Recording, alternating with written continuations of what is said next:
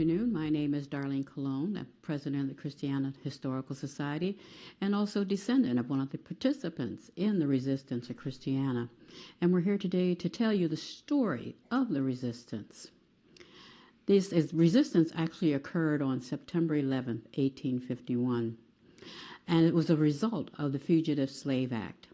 So here in Christiana was a safe haven for those freedom seekers.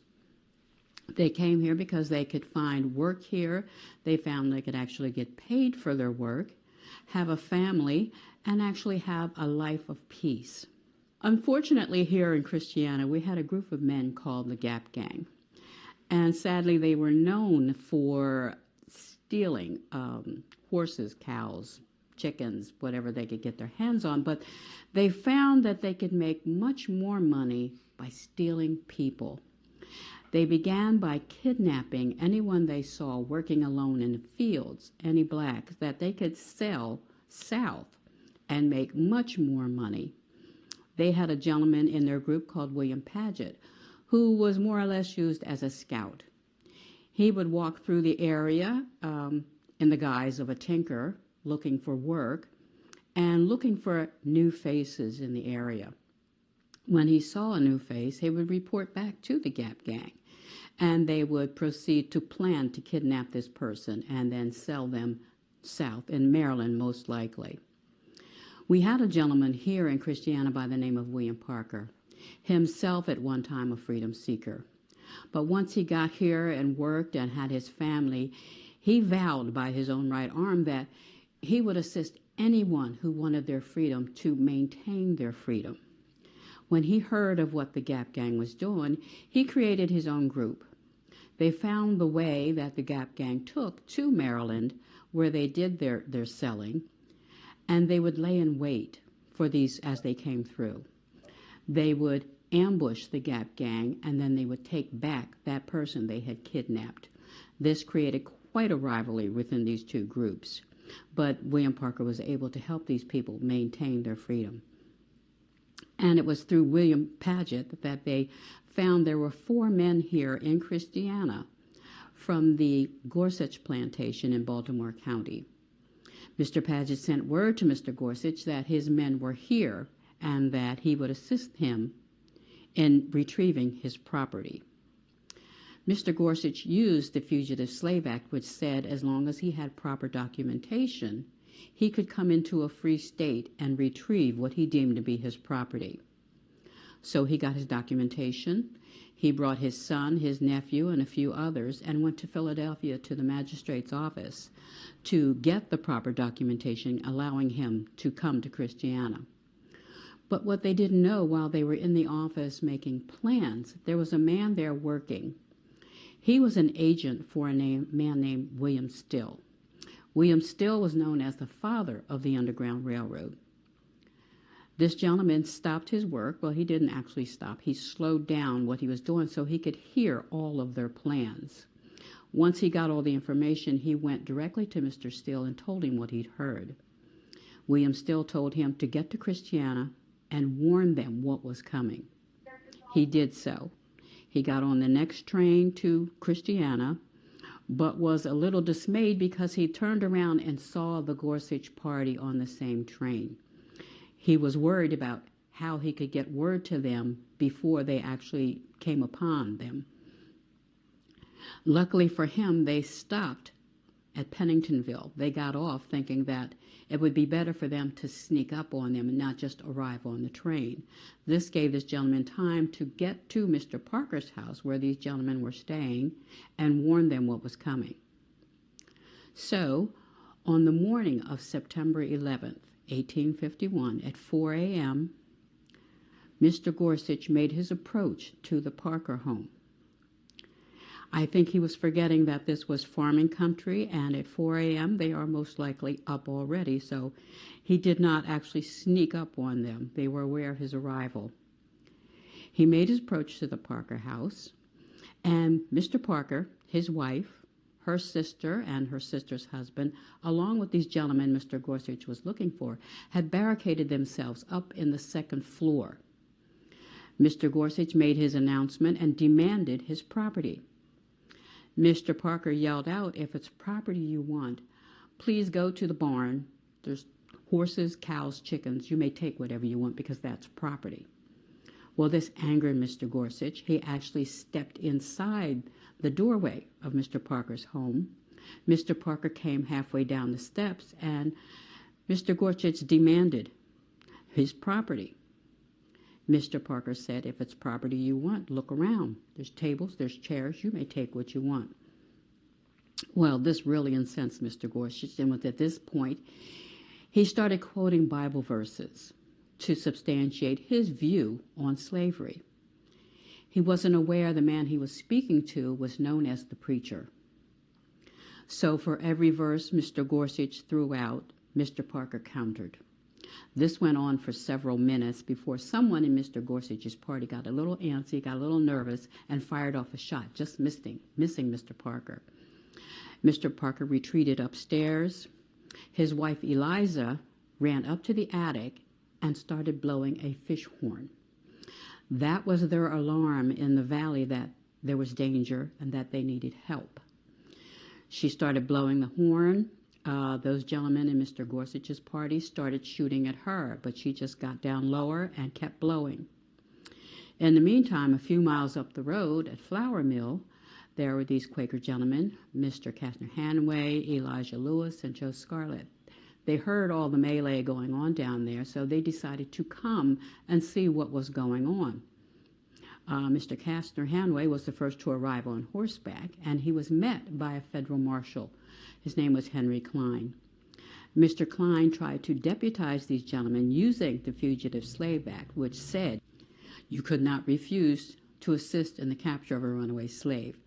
Mr. Hanway refused. It was at this point that Mr. Hanway looked about, and he saw coming through the cornfields men with rifles and pitchforks and other implements. And he looked at the federal marshal and said, "I suggest you leave because these gentlemen are willing to fight to the death for their freedom." And it was at this point that Mr. Klein took off saying he was going to get help. I don't know that he ever came back. But it was at this point when the dust settled, everyone came out in the field and they found one person sadly dead. And that was Edward Gorsuch, the slave owner. His son Dickinson was very seriously wounded. Mr. Parker found him, and he was not a man without compassion. So he made his way to the neighboring home of Levi Pownell to get a wagon to put Dickinson Gorsuch on the wagon to get him help. While he was at the Pownell home, he was going through calling for help. No one was there. And while he was there, people started coming in. He was not aware someone was already over there with a wagon and brought Dickinson back. He was actually trapped inside the house because the house became surrounded. They had people surrounding the house thinking they were going to keep Mr. Parker out, when in reality they trapped him inside. The Pownell sisters came in, found him, and actually hid him in the basement. They waited till well after midnight, and the guards actually fell asleep. They dressed Mr. Parker in Quaker clothing and walked him right past the guards. They had, in the meantime, hidden food and clothing up in the orchard where he made his way, and obviously told him he needed to leave town because there was a death, and he was certainly going to be charged with that. In the meantime, the next day, they had gotten the militia in from Philadelphia. They were arresting most of the men within the area.